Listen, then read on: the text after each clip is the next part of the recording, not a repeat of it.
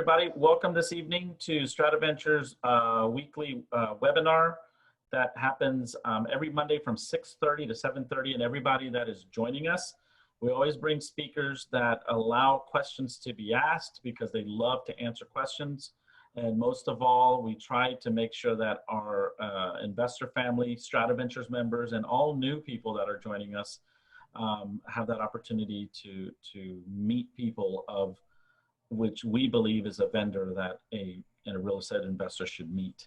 So Will, you're definitely one of the vendors at StratiVentures, and our members really love working with you because appraisals is a very important topic to value. For sure. Yep, and as of June of this year, everybody, we went national. And so we are reaching people all across the country now, and we've had a lot of viewership. And so a lot of our speakers can also relate to a lot of national markets. So Will's also going to touch base briefly on also how the world is being impacted to also how it is to your local market. But most of all, the ins and outs of appraisals. So Will, go on, if you want to go ahead and take the ball and run with it. I will be stepping out closer to around 7 p.m. and 7 p.m. and then Oriana's going to go ahead and close out the webinar. Cool. So, all right, so go ahead and get started, sir. We appreciate having you.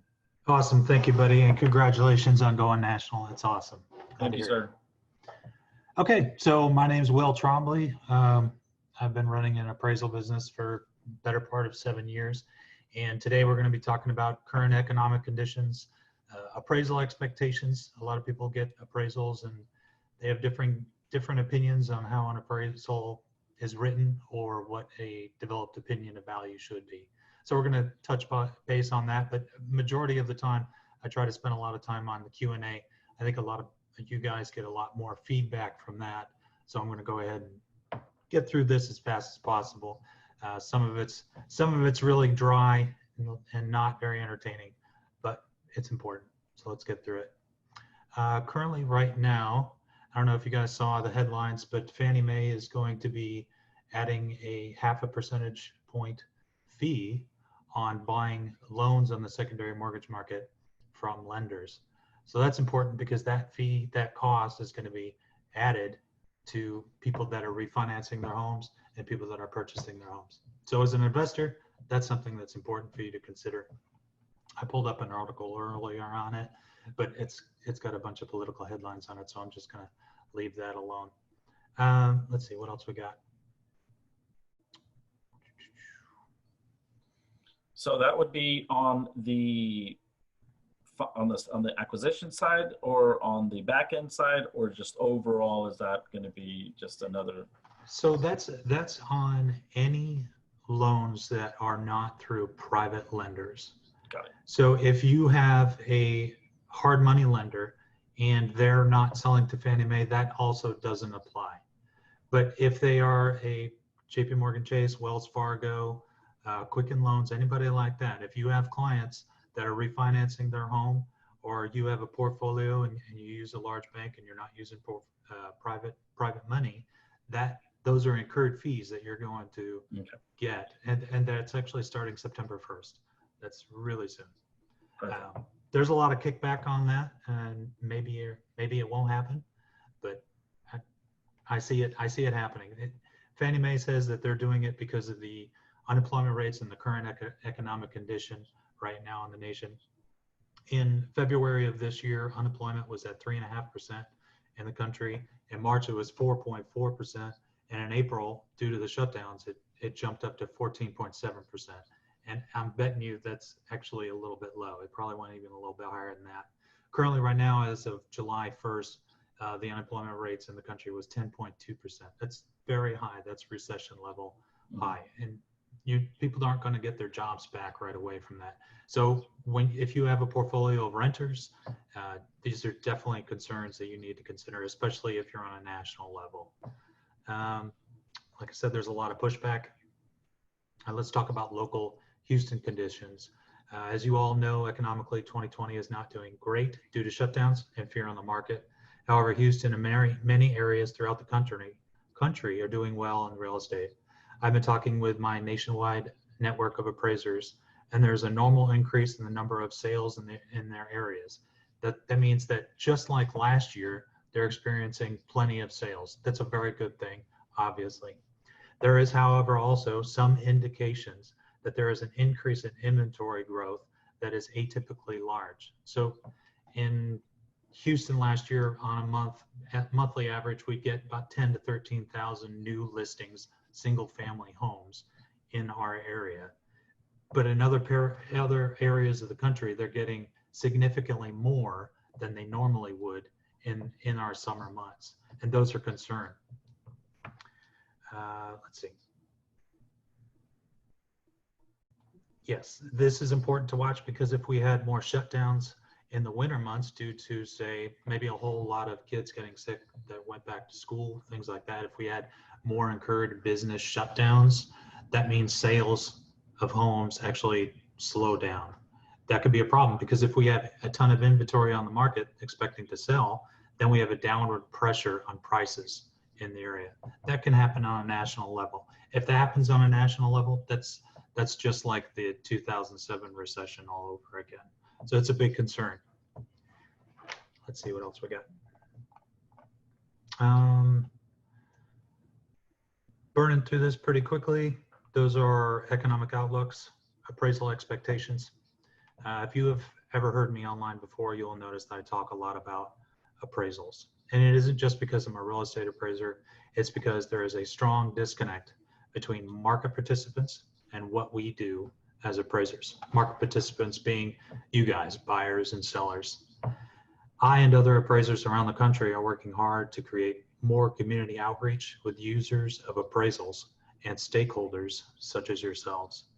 There is a paramount reason for this. Everyone you talk to has a stake and interest or potential stake in your property. The title company wants to research and ensure your property ownership. The loan officer wants to sell you a loan. The investor wants to buy your home, and the renter wants to rent it. And the realtor wants a commission. And on top of that, it is extremely easy to find people in real estate. Barriers to entry are low, and there is strong economic incentive. Therefore, competition is high, and the need to be a part of a transaction is equally as competitive. With that in mind, if you go to a friend in real estate, or your knowledgeable real estate agent or a loan officer, remember that they may see the potential in you selling your property or buying, investing in your property, even renting it out. People have a financial incentive to participate in your transactions. Appraisers don't. We're a third-party, unbiased opinion. There is no financial incentive for the performance of your property. We just want to make sure that you understand well what is the value of a property, how to market a property, what are the comparable sales to a property, what are the comparable listings to a property. A lot of folks don't understand that when an appraiser goes out to a property for someone who's selling a home, we not only give an opinion of value, we can give a marketing strategy to the property, look at competing neighborhoods in the property, and look at the comparable listings. Expect how long you can be on the market. These are really important, especially if you want to sell your property quickly or keep your property and understand what the value is over long term. Let's see. The following questions can result in biased answers if you are a homeowner or a property owner or you own a portfolio and you're asking loan officers, title agents, realtors, you're going to get possibly, not always, but possibly a biased answer to the following questions. What can I list my property for?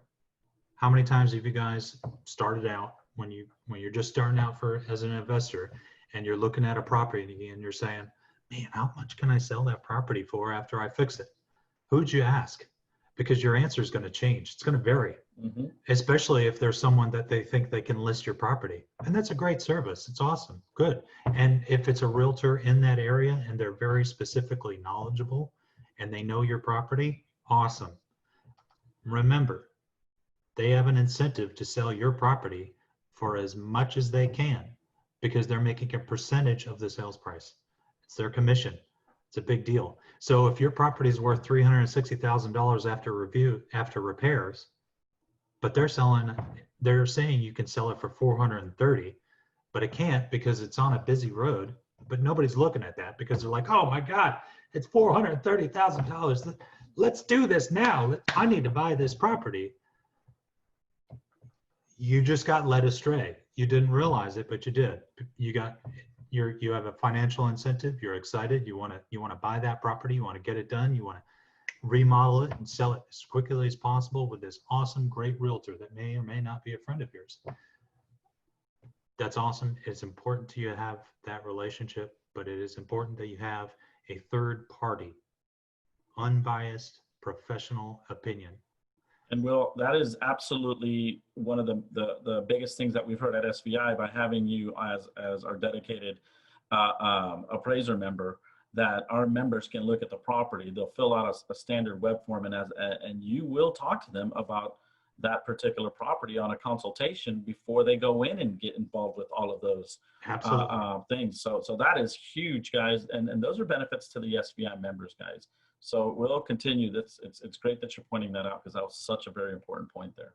Thanks. Yeah, guys, if you're looking at a property you want to invest in and you just want a 10-minute consultation, call me up. Absolutely, just call me. I'll give you an opinion. It's not that hard. It only takes me a few minutes to decide what are some of the problems in a property, and sometimes, you know, if I have more time, I'll find out more as I go on. But if you're giving me 10 minutes, I can give you some guidance.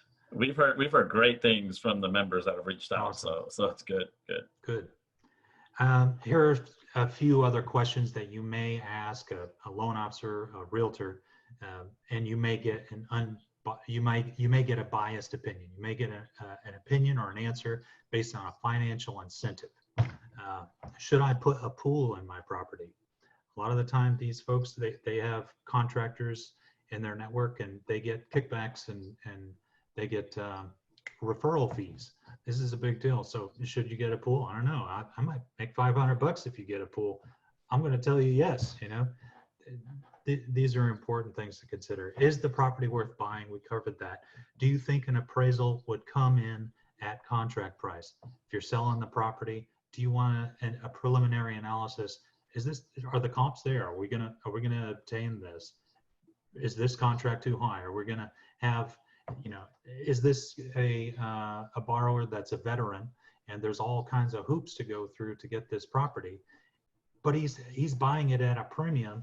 Is he going to get the appraisal? Is it going to come through? I need to know. I don't want to waste 3 weeks to find out who the appraiser is. He comes out to the property a week later. It's 2 or 3 weeks by the time the appraisal is done. Let's find out already. Let's, you know, an appraiser can help you with that. Integrate an appraiser. It doesn't have to be me. This is a public service announcement. I want you guys to integrate appraisers into your systems, and it's totally doable. Mm-hmm. What is my property going to be worth 5 years from now?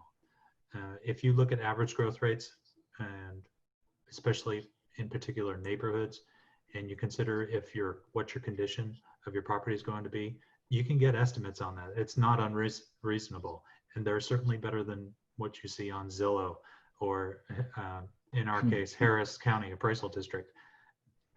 Don't go off those. It's not accurate at all. Yes, you can have some error in an estimation, but you want to get as close as you can. You want to narrow that gap of ambiguity. It's important. What level of renovation should I perform on the property? Comparable sales will tell you what kind of renovations you should put into a property. The level of detail and quality of finishes that you put into a property are really up to you. But you can get a lot of market data, and appraisers can provide that information. Is my portfolio experiencing growth or losses? If you are if you are an investor and you have 10 to 30 homes, something like that, and you are working across multiple states, it's important to know how your portfolio is working. You obviously are someone that's working as a portfolio incentive. You want to make sure that you meet your financial goals. Is certain markets performing as well as other markets? Should you concentrate more heavily in, say, the Houston market? After this webinar, you might want to. If you are experiencing more growth in certain areas and less in others, you may want to pull away from those. These are important to consider. You're not going to get that information from a realtor, especially statistical data and somebody that can actually do analysis on data. A lot of folks are looking at home sales and like, oh man, the days on market are so low, everything's so great, but you're not performing statistical analysis, and you can't put that in a report, and you can't show that report to other people. Generally with a realtor, you're getting a phone call and maybe a CMA on a PDF. Nothing wrong with that. It's just a different product. Mm-hmm. Am I over-invested in high-risk areas? This is important. If you're familiar with the Houston market, you may understand a little bit more about flood zones and floodways and what properties tend to flood a lot. These are important to know. If you aren't working with somebody that specifically understands that information, you probably should, especially in Houston. Is my portfolio performing as well as it could be? Imagine getting a third-party unbiased opinion of someone saying, well, these are some things I would change. That person has no incentive, financial incentive. You've already paid them. That's important. That's good to know. And you're not sharing private information with someone that can use it against you. I'm an appraiser. I'm not an investor. I do not invest in homes. I have no intention of doing it. I love what I do. I like economics. I like the law. I like appraisal work. Third-party unbiased opinion. It doesn't get any better than that. Let's see, what else we got? I did want to run over a few Houston market stats real quick. Can I share my screen real quick? I think I can. Sure, absolutely. I believe you can. Go ahead. Okay. Let me just drag this over here. Bear with me. This is the first time I've done this. Okay. Can you see my screen? Yep. Okay. Number of sales. So this year for 2020, Houston market has done actually surprisingly good. We've had shutdowns. We've had people not wanting to go out and buy homes. We've had an extraordinary number of homes that are just being listed and then being sold relatively quickly. But we've had a very good July 2020. As of July 1st, 2020, for the month of July, excuse me, we've had 10,783 sales on single family homes in the Houston region. That's pretty great. If you scroll up over the last 5 years, you'll notice that there is nothing close to 10,783. We're pretty close, 9,329, but nothing is even in 9,000. So 2020 doing just fine. Months of inventory for July 2020, we've actually had a stark drop due to the number of sales. We've had so many sales and not enough inventory going out that we've actually lost. We're down to a total inventory of 2.2 months of inventory for single family homes. That means that if no new inventory was to go on the market, all the homes that are currently available for sale would sell within 2.2 months. That's nothing. Typically, a reasonable days on market or number of months of inventory for a city, especially a metro like Houston, is closer to 4 to 6 months. Close, farther end on the 6 months for sure. 2 months is nothing. People are buying properties like crazy. There was another, let's see, number of sales, months of inventory, number of new listings. Here we go. So we've had a pretty gradual increase every year, and nothing too extraordinary. It's getting a little high, but I think that's just typical. You know, we had our closures, and hopefully we don't have any more. So that's just what I wanted to share on my screen real quick for you. Excellent. That's good information, and the data related, it makes total sense, which I believe to investors kind of lets them know that you're still part of a growing industry, because that's one of the things we get all the time from investors. Should I be investing right now? You know, should I be preparing? What should I be doing? And the answer is yes. You should be preparing. You should be all the time. You should there you go. You should all the time be doing that, because if you really think about it, there is a projection from, obviously we're in an electoral year, to what's coming and what the banks are going to be deciding on what they're doing with a lot of inventory, shadow inventory, or just overall release of capital. We're going to definitely see the banks are going to need to move properties quick. And so that's going to be major for investors. And we're here at SVI trying to help as many as we can. Oops. Yeah, absolutely. It's we definitely need to make sure that our systems are in place and everybody's got, you know, their agenda and everybody knows what to do. Because once properties start dropping, once there's a big incident in the news or something, and everybody's like, "Well, I need to sell my property right now. This needs to go." You need to have your systems in place right then, not 6 days from now. Right then. It's really important. And I strongly encourage you to have an appraiser in place to be able to answer some questions. Let's see what else I got for you.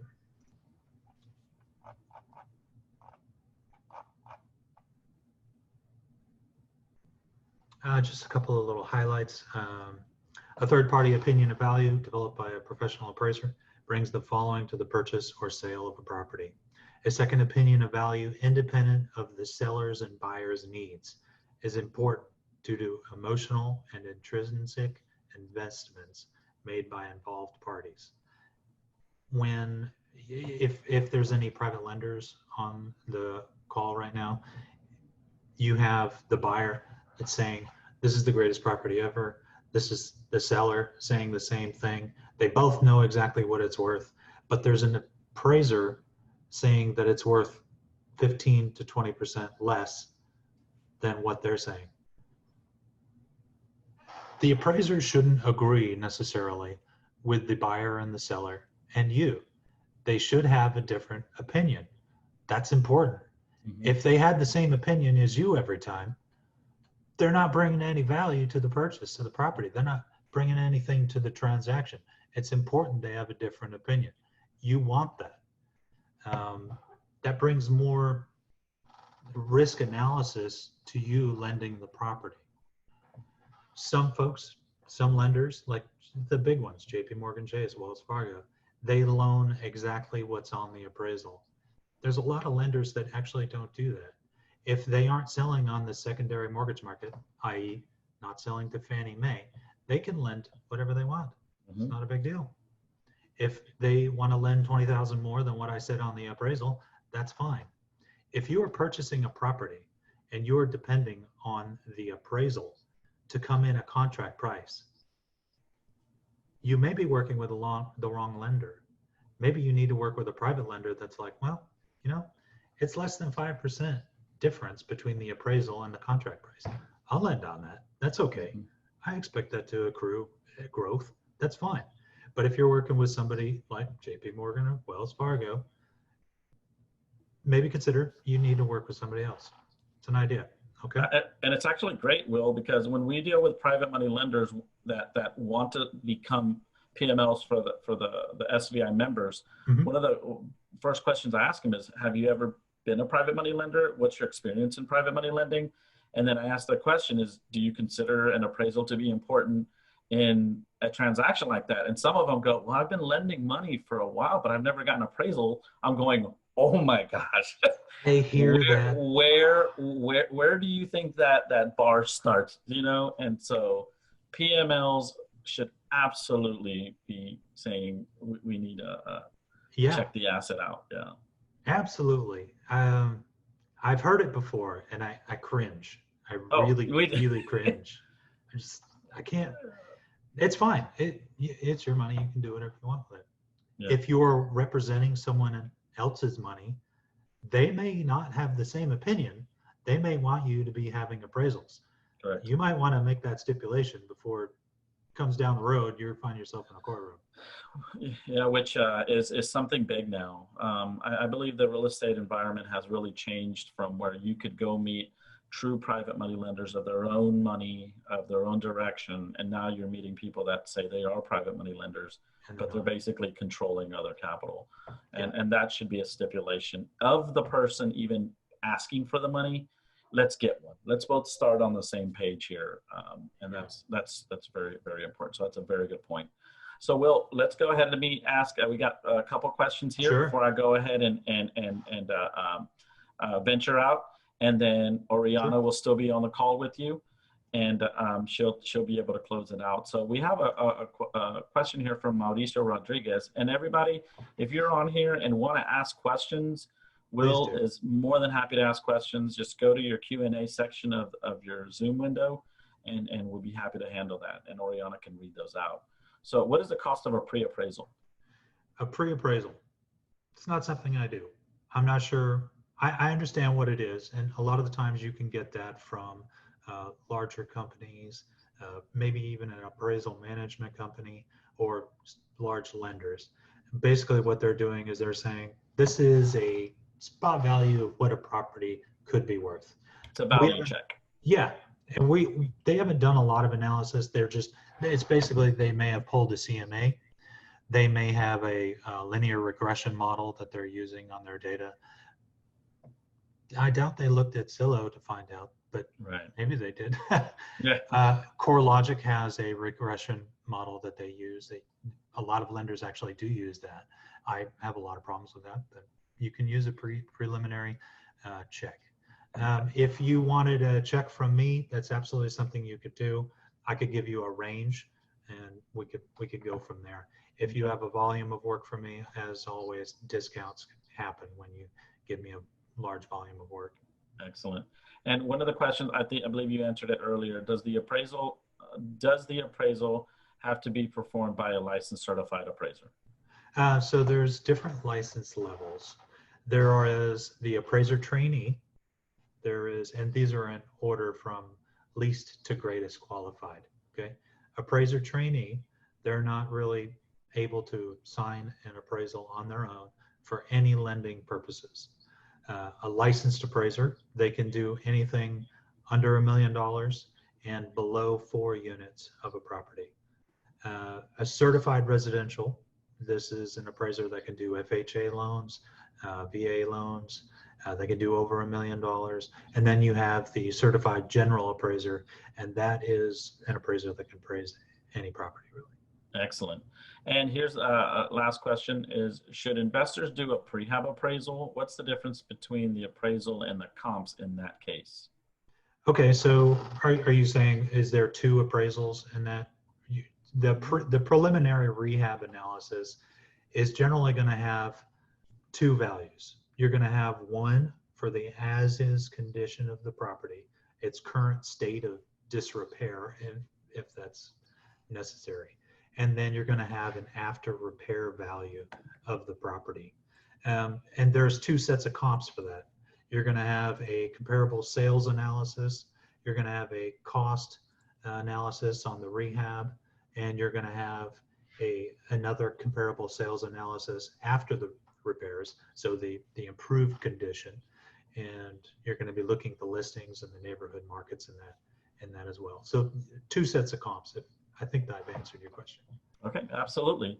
So guys, go ahead and feel free to ask some more questions if you want Will to answer those. If not, Will, go ahead and continue with any particular topics that you might want to bring up.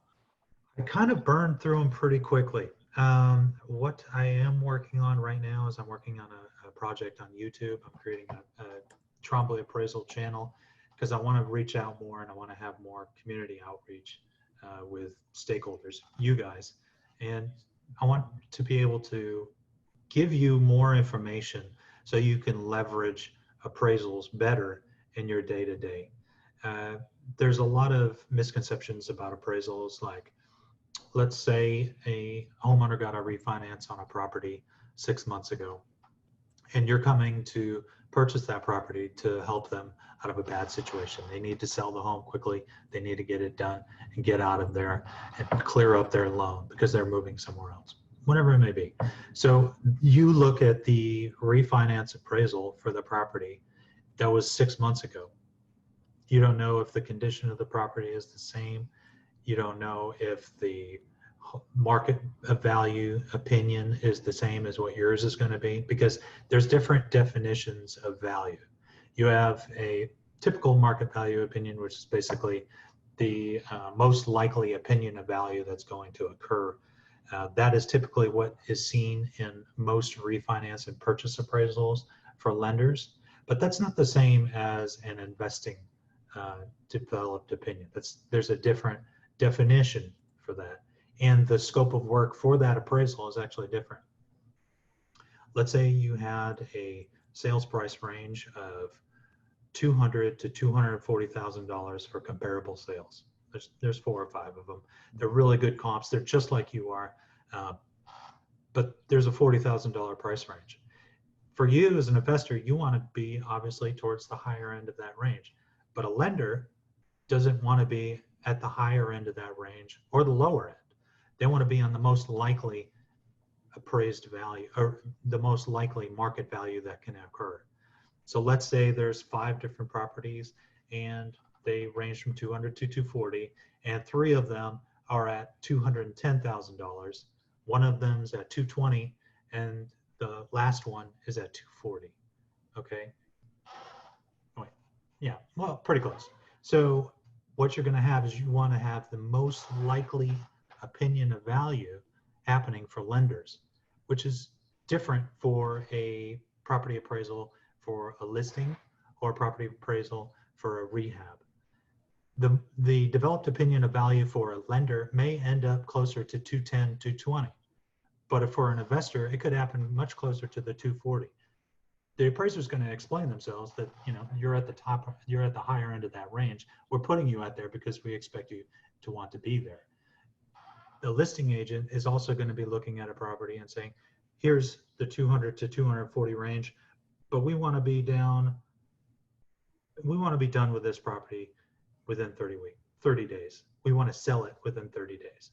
That means you're going to be putting your opinion of value and your listing strategy closer to that 200, 210 range than you are up at that 240 range. You obviously want to get as much as you can, but if you're going to sell it down to that 30 days, typical days on market in Houston is less than 90 days, but 30 days, that's pretty quick here. So you want to be closer down to that 210. You want to sell it quick. You don't want to negotiate. You don't want to do all this wasting of time for your seller. So as you can see, that's 3 different examples of different opinions of value for property appraisals. So if you're going to go ahead and look at a property appraisal that was done 6 months ago and say, all right, well, I should buy it for this based on this, but this opinion of value is not the same definition of this opinion of value, you're using bad information. You need to make sure that your intended use of the appraisal is what you intend to use the property for. It's really, really, really, really, really important. And it's ambiguous. Nobody's explaining that to you. Right, and those types of differences can be taken into consideration, obviously, with consulting with an appraiser. For sure. And for sure. All right, buddy. So I'm going to go ahead and sign off, and Oriana, your co-host for the other half here, is going to go ahead and light up right now. There is a couple questions in there, and she'll be happy to assist you with that, sir. Okay. Good to see you, buddy. Hi, everybody. For those of you who doesn't know me, my name is Oriana, and I'm actually the social media manager for StratiVentures. So I'm gonna start reading. You have 2 more questions for now, Will. Okay. Robbie Hernandez asked, can you contest an appraisal once it's done? I don't know if you are able to see the Q&A section. I can see it, yeah. So Robbie, yes, you can. A lot of the time, what you can do is you can go to the lender and you can ask them, I don't agree with the opinion of value, and that's fine, but you have to bring a little bit more to the table. You have to go ahead and say, why isn't the appraiser using these comparable sales? You have to bring new data to the argument and say, I don't agree with the opinion of value because of these sales. So you bring those sales to the lender, they'll go ahead and give you a form. They should give you a form. If it's a private lender, they may not have this, but the larger lenders do. And they'll give you a form, you go ahead and fill it out. You put on the new comps data, and the appraiser will get that, and I'll have to go ahead and make a clarification and talk about those comps and why I did or did not use them in my appraisal analysis. If I should have used them, I go ahead and change the opinion of value.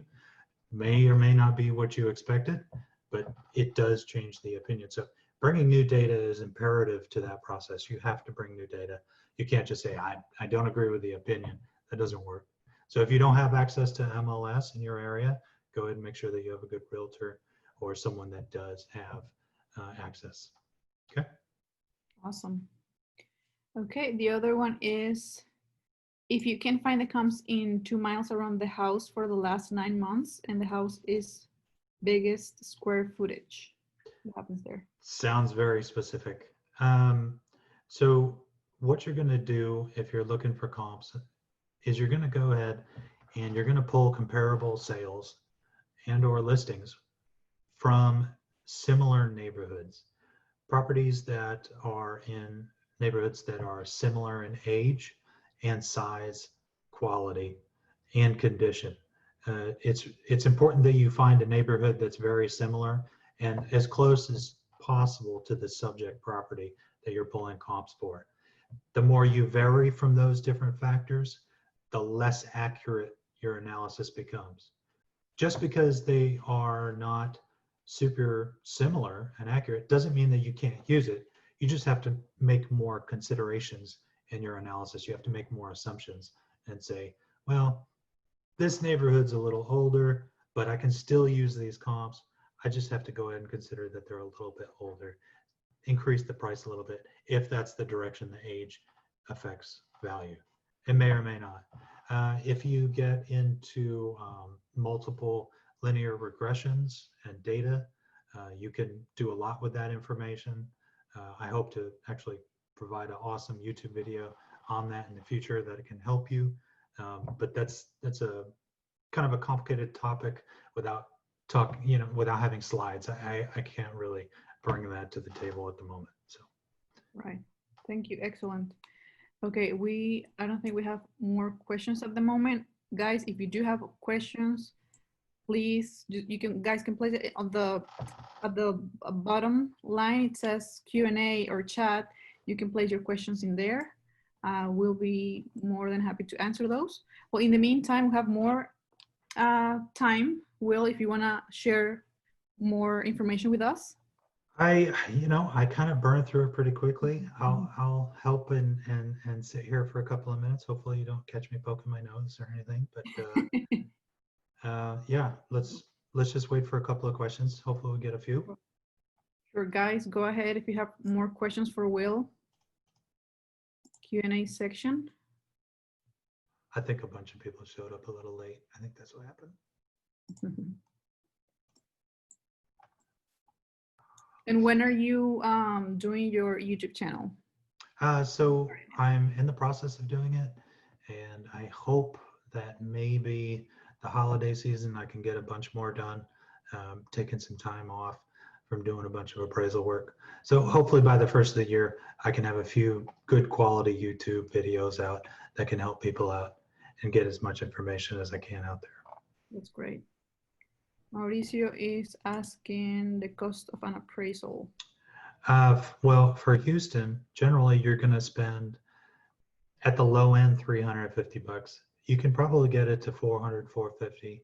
For me, I charge for a as-is appraisal $450 minimum. If you want a as-is and an after repair value, that's closer to $500, $600. There's a lot of work involved in that, and that's why the cost is so high. But there's other appraisers that are willing to do it for a little cheaper. They're out there. You can absolutely find them. I don't know of any, but they're definitely here in Houston. They outbid me sometimes, and I lose work, and that's fine. I got plenty of work. I ain't worried about it. Turnaround times for appraisals are generally about a week or so. Houston has really good market data, so we actually perform appraisals quicker here as opposed to appraisers, say, out in Akron, Ohio. I know an appraiser out there. That's why I use that example. And he's got to drive a couple hours to go get comps and look at properties and look up the deed restriction and everything. Unlike here, everything is just available at the touch of a keyboard. For him, he's got to go and call people, and it takes a long time. So it really depends on where you are. Why don't you guys tell me where you all are, and maybe we can talk a little bit more about that. Is everybody here from Houston, or we got different areas? Well, as we went nationally, we've had people from all over the country, but I think the majority for now are from Houston. Okay. Mauricio Rodriguez is from Houston. Sufan Luis also from Houston. So yeah. Okay, awesome. All right. Let me see if we have more questions. Yeah, George Salas from Houston. Exactly. Okay. George Salas, actually, that name sounds familiar to me. Alrighty, guys. Do you have more questions for Will? Any recommendations before purchasing a property? Any recommendations before purchasing a property? I'm not sure what they're asking. Are you asking for? Elaborate on the question, Mauricio. Are you talking about recommending analysis, or are you talking about recommending people to work with, or property types? Let's see. Analysis. Okay.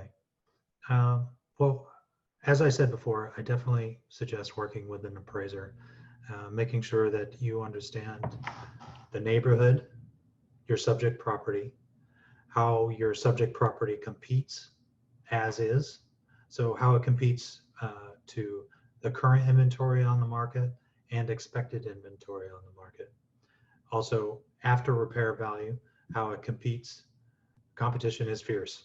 That is, yes, it is. It absolutely is. And the more accurate your analysis, the better.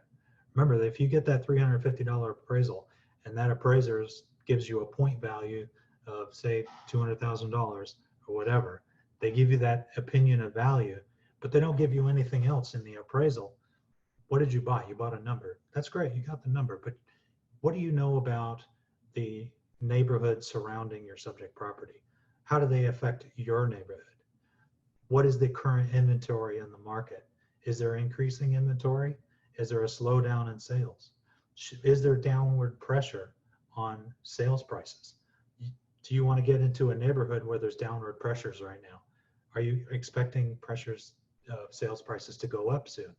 We're getting into the winter months soon, but we're seeing extraordinary sales volume. We're doing really well in Houston. But if your neighborhood's not, and you can't see the difference between how your neighborhood is doing versus other neighborhoods and the close proximity, that's a big deal. You really need to know that. You could be losing out on opportunity, and you could also be losing out on money and having a property that you own that you can't get rid of. I don't think anybody wants that. Correct. Okay, I'm posting right now the information from all of us, from Will and StratiVentures. Feel free to contact William as well. I posted the number and the email as well.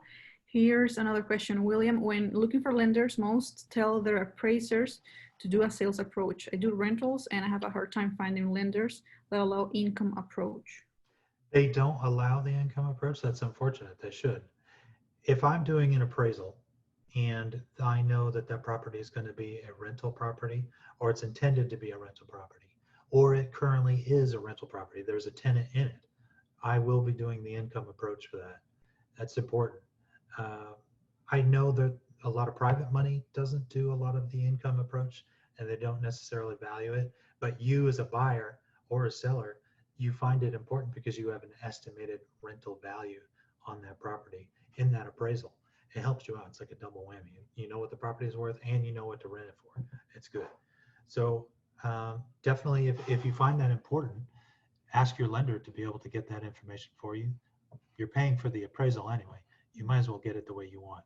You can't affect the opinion of value, but you can affect what's in the appraisal. That's important. You should get that if you want it. Okay. Here's another question, right? Joe? Yeah, from Joe Rodriguez. Let me do your life. I'm looking to get an owner finance refinance, but I had some water damage in the bath where I had to remove half wall of the sheetrock and had to remove flooring in bath and hallway. Will this need to be fixed before appraisal or hurt my value? This will definitely hurt your value a little bit. The appraiser traditionally needs to make sure that they're performing the appraisal as is condition. If there's anything that is affecting the health or safety or the structural integrity of the home, they can do it subject to repairs, which means they'll go ahead and write the appraisal. They'll give you the opinion of value as if it wasn't damaged, and you'll go ahead and get a appraiser to come back out and make sure that you fixed the repairs before your loan closes. But currently right now, that doesn't sound like that's the case. So you're going to want to go ahead and get that fixed. You can ask the lender if they'll go ahead and do it subject to repairs, and then you can get your appraiser to come out sooner, or you can wait, talk to your lender. I know you're probably locked into a rate. Talk to your lender, say, hey, can we extend my rate lock? Go ahead and get the appraiser to come out after the repairs, and then you'll go ahead and get your appraisal that way. Currently, right now, it sounds like the appraisal will hurt your value a little bit, but there's ways to work with that. Communication with your lender is really important. Loan officers are extremely busy people. They have thousands of people that they're trying to address and help get their loan refinances right now. They're busier than appraisers. It's crazy. So you need to make sure that you're communicating very well at what you need to do in your current situation. Good luck. I think you'll get it. Awesome, excellent. Thanks for that. Okay. Do you guys have more questions for Will? And if you guys don't have questions right now, you can email me. It's not a big deal.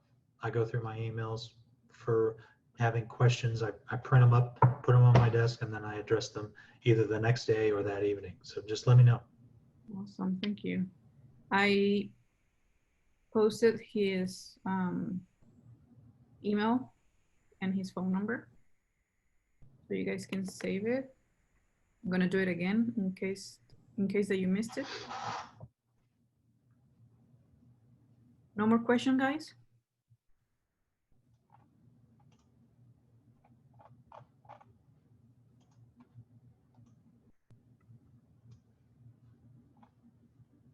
Okay, Mauricio is asking, if I get a property under contract, can the appraisal be used to negotiate the price? Absolutely. If you go ahead and independently hire an appraiser before you go ahead and get an appraisal for a loan, you have an opportunity to negotiate the price. That's absolutely a way to do it. There's currently right now, folks are putting properties under contract and they're signing their name and they're saying, I'll buy this home for X amount of money. And then the appraiser comes in at that X amount of money on the contract, but they were expecting the appraiser to come in low so that they could go ahead and negotiate. If that's something you're doing, that's kind of a risky move. You may end up buying the property for more than you actually wanted to. So go ahead and make sure that you're putting the contract price or what you're willing to buy the property for. If you want to get a analysis from a property appraiser, go ahead and do that and bring it to the negotiation table. I would be happy to do that. I love that kind of work. It's great. Alrighty, okay, you guys. If you have more questions, so I think there are no more questions, I will definitely contact you. Okay. Cool. All right, good.